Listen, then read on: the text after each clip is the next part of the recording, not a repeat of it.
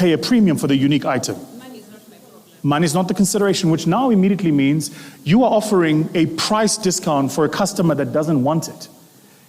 Not only are you offering them what they don't want, you're leaving money on the table. Comfortable quality. I love you. Marry me. Yeah. I'm telling you, let's do it after this. After this, let's do it. You wanted to say something? Oh, you'll take her personally. Wow. Oh, there we go. There we go. So much. Right. Thank you. So when you're leaving here, you've got 3 pieces of homework. The first piece of homework is you need to rework your elevator pitch. Okay. Okay? First, start with the problem that you're solving. The problem that you're solving is there is a consumer base in Kenya of affluent consumers, what we call middle affluent consumers, right?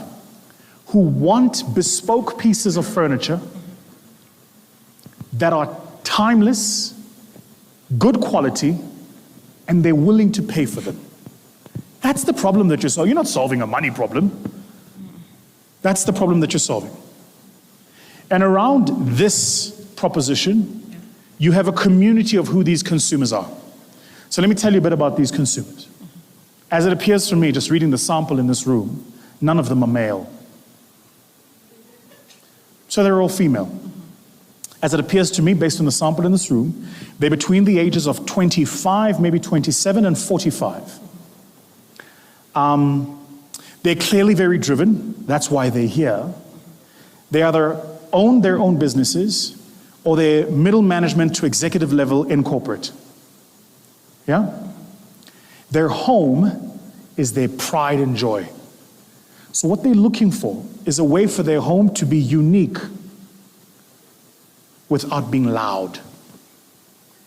And so for this, enters Glam Interior.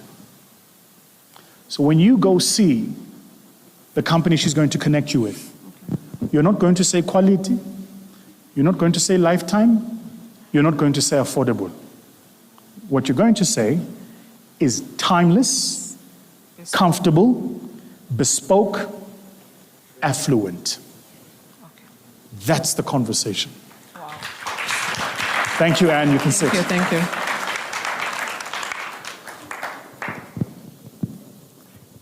Thank you for your help to Anne, by the way. I'm cognizant of time. I think let's take 2 more. I want to make a comment. Yes. I want to ask a question. Why do you want to go to Naivas? That's question number 1. Yeah. Why not? Because a good number of us do not know about this product. So why Naivas? You've had a bad experience to me, that is retail. I'm just asking. And number 2, is there, is Nakumatt the ultimate solution to your problem? Okay. Sorry? Speak up, the reason why I would want to go to... Hi, everyone. I'm Damaris. I'm the Managing Director of Green Haven Properties and the Mimshak Homes. I'd like to advise her on how, in 2020, during the Corona year, in Feb, I opened an office, and then in March, the government closed the country. But this is what I'll say. It's in 2020 that I made the most sales. Reason being, I went to influencers. And that's the advice I want to give her. In this country, influencers have a voice. And for you to get your products known, supermarket is good, but go to influencers. I'm sure right now everyone knows about Green Haven Properties in Diani. And I can tell you, we sold a lot of properties to diaspora people because we gave them our trust. They trusted us. So use the influencers. Akinawa Jesus, Isaiah, those people, they are a voice in this country. Very good. That's great advice. Thank you for that. That's really, really good advice. And by the way, the best way to pay an influencer is no. One of the ways to pay influencers is by offering them free product. The other, far more effective way to pay an influencer is by offering them partnership. So here's what you do. You have a range of 12 products. You go to 5 influencers, and you say to them each, let's co-design a piece. A signature piece for you, one that you think represents you. And you co-design that piece. And then you say, we're gonna make a limited production run of 25 of these pieces. Bespoke, rare, right? And to the influencer, all the sales that you make, they get 30%. And all they have to do is to showcase the product.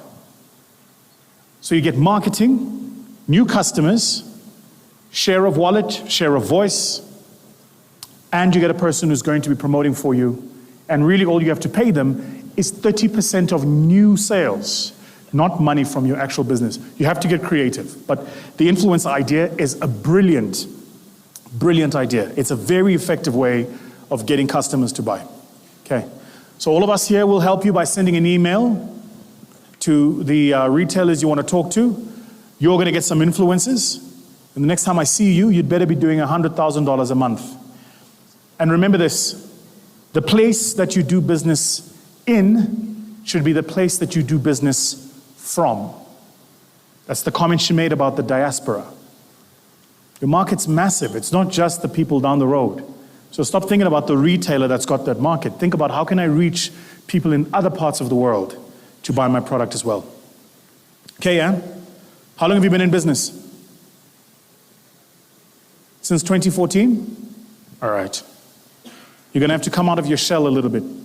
If you want to build a brand, you're gonna have to come out of your shell and own that brand, okay? Let's do one last question. One last question.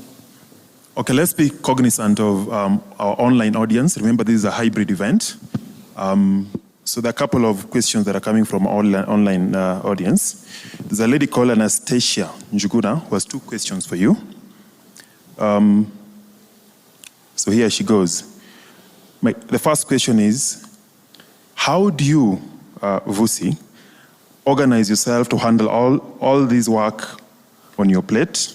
Do you read too much? Do you prepare for the presentations and run the businesses? That's the first question. And the second one? The answer is yes. Anastasia, I hope you're listening. Answer is yes. Second question, what would Vusi tell someone who is unable to delegate client handling to a team running a consulting firm such that inhibits more client intake towards scaling? What's this about not being able to delegate for an aspiring entrepreneur who is self-employed? Okay, so let's pause there, Patrick. So the question is, what would I say to somebody who doesn't want to delegate responsibilities of handling clients? And that becomes a bottleneck in the business. Yep. Yeah, I have no advice for this. If you don't want to delegate, don't delegate. But you'll work 25 hours a day, your business won't grow, you won't scale. This doesn't need an intervention. I mean, if that's how you want to run your business, that's how you run your business. Hello, family. The VT Masterclass has now reached over 5 million unique entrepreneurs all across the world. If you'd like to book me for one, make sure that you hit the link below. Cheers. Great. And then the third online question is, why did you move to Dubai? Can't answer. You have businesses across the world. How do you leverage taxation? This is a big headache to most SMEs in Africa. Yeah, I can't speak about tax, and I'm not going to talk about why I moved. I don't need those kind of problems. They are definitely watching this. I love them. Tax people, you are great. Keep going. Then this is, someone has a comment for the lady who does furniture. Yeah, so Margaret Mwanzia is saying, Naivas is a budget supermarket and not probably the right place for timeless pieces. She may need to reconsider where she wants to sell the furniture. Naivas is the wrong place for timeless pieces. And for your information, by the way, you have a competitor. Have you ever heard about Furniture Pal? Sorry. Panessa Furniture, right on Mombasa Road. They do bespoke furniture, and they don't advertise. They don't go for expos. And for your information, their furniture is found in every state house in Africa. Wow. Oh, yes. Panessa on Mombasa Road is owned by an Indian family. They've been in the business for 3 decades. So, yeah, and it takes time. Yes. I just want to agree with you, Patrick, and really just say, if you want to sell a Rolls Royce, you got to place it where you're likely to get buyers. If you take your Rolls Royce to a budget area, you dust it forever, and you're not likely to sell it. So really, the idea is, if you believe that you have that product, then go bespoke service to the right market area. If you don't, then you're... And I really hope you understand the value you're getting here. It would have taken you 3 months of bringing a consultant on board and at least $20,000 for them to tell you exactly what you're hearing here. So, by the way, this is the power of these masterclasses. 99% of the time, it's nothing more than facilitating a conversation of the entrepreneurs in the room helping the entrepreneurs in the room. And you made the comment, Chair, about the Rolls Royce, right? Do you guys know where Rolls Royce sells their cars? Obviously, they have dealerships. But where do they, I mean, have you ever turned on a TV ad and seen a Rolls Royce ad? Or flipped a newspaper and seen a Rolls Royce ad? So where do they sell their cars? How do they do promotion? Anyone know? Yes, sir. Say again? Yeah, from wealthy people, but where? The question is where, not whom, where? Yes, ma'am. Not even that. You won't find them at the Polo. They're not at the Polo. If you watch the Grammys, they're not advertising a Rolls Royce as you're walking down the red carpet. Because a Rolls Royce owner isn't at the Polo. The guy who really, let me say it differently. The guy who's driving a 2002 Rolls Royce might be at the Polo. But the person who's on Rolls Royce's list to mail when they're releasing a new Sweptail, for those of us in the room who don't know about cars, when they're releasing a new Sweptail, which is not just a Rolls Royce, it's not even a black badge, it's a really, really limited edition. The guy who's on that mailing list, he's not at the Polo. He's not at the Polo, he's not at the clubhouse, he's not on the 4-ball at the golf day. So where is he? Yes. Exactly right. Air shows.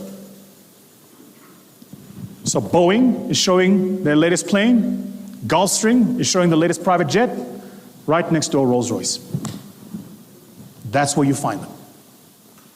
Now, why do you not know that? How many of you here have been invited to the launch of a new private jet?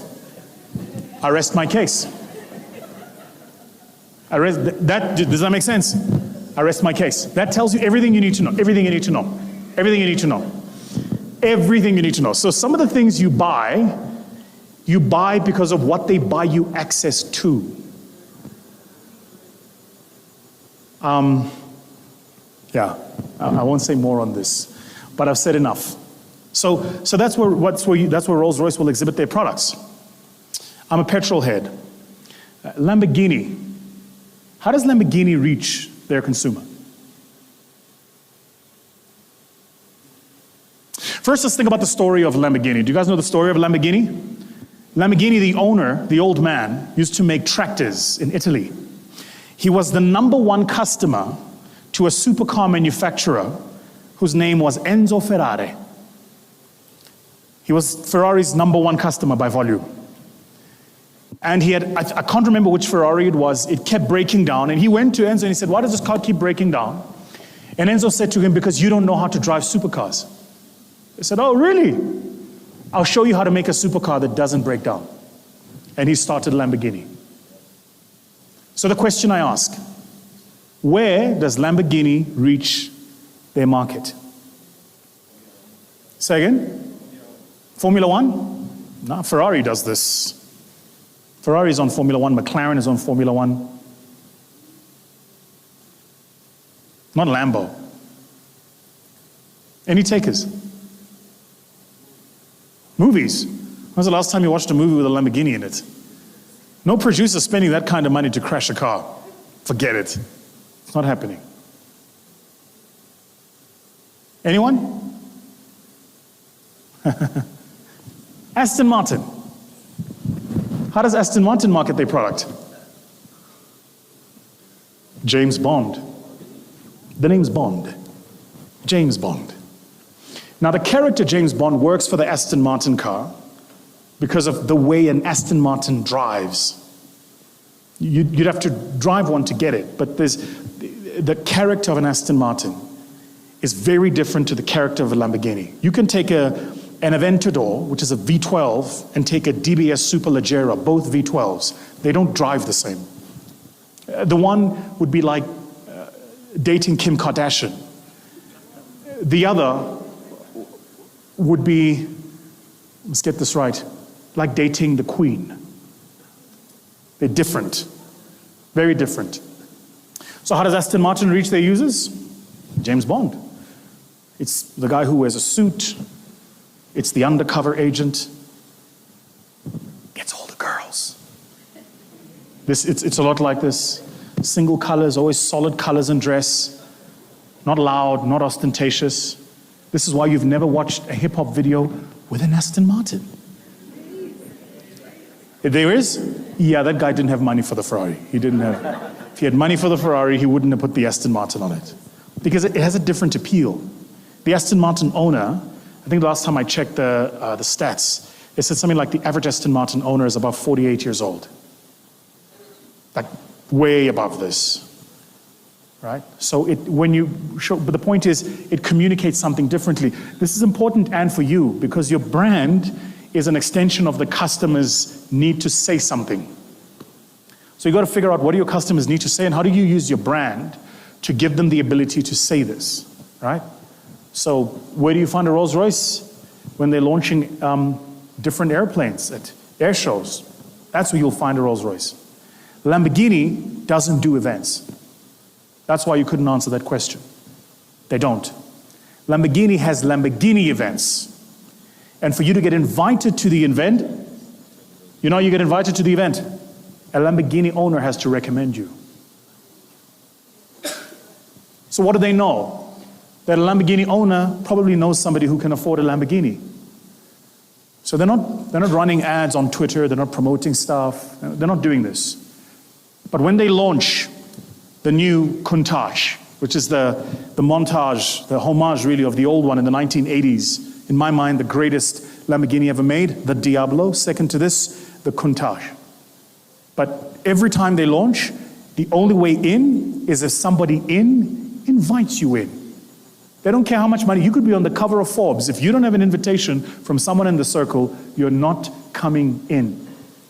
Creating a sense of exclusivity for your brand, especially if you want it to be something aspirational, it's very, very powerful.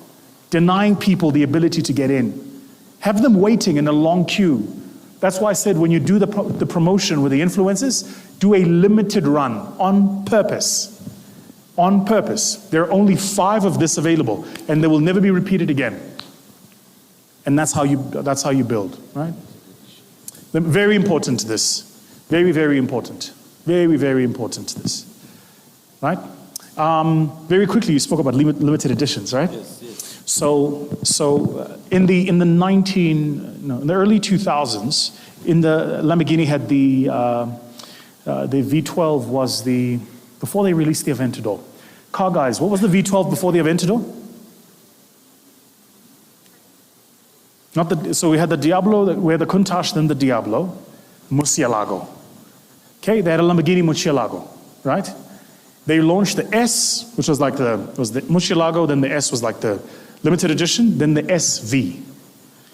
When they brought out the new one, the Aventador, they had the Aventador, then the S, then the SV, then the SVJ, Super Veloce Jota. S, super, SV, super veloce, super fast, SVJ, super veloce jota.